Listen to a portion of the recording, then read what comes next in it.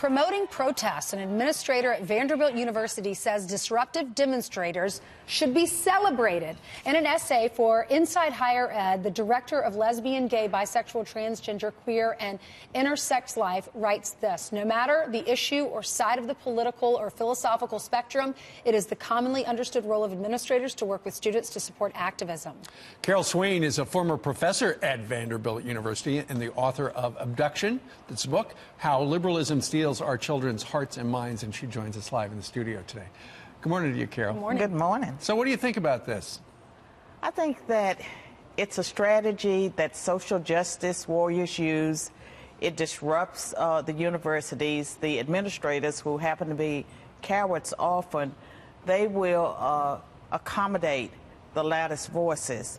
And as a consequence, you know, the people that go in, take over the president's office, they get what they want. And then their supporters, they are the builders. They work to build the special programs.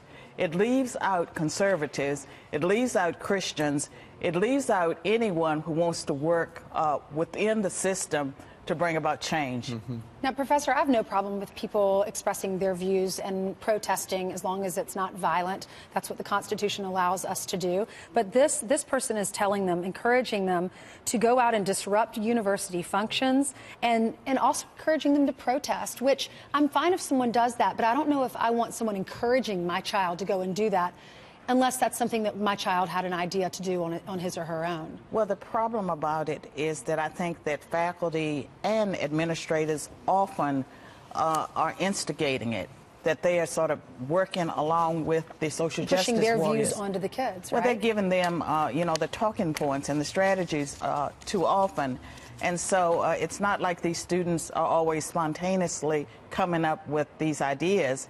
And sometimes it's people that are not even on the campuses that are involved. Sure. One of my kids, when they were in college, the professor for, I believe it was an English class, said, you know what? Everybody who skips class tomorrow and goes to this protest and protests this thing, I'm going to give you extra credit. Well, I can tell you that after President Trump was elected, I know that there were emails that went out on many campuses where professors told students, you know, where the protests were going to be, or there are these emails that come asking students to go and volunteer and phone bank, you know, for your favorite liberal candidate.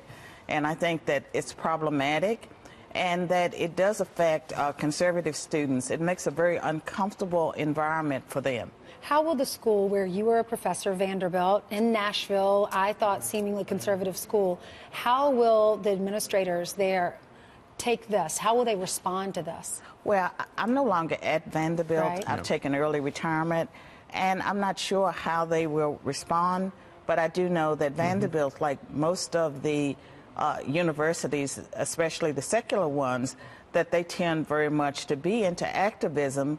It's problematic, again, for these institutions because the loudest voices are the ones that get appeased.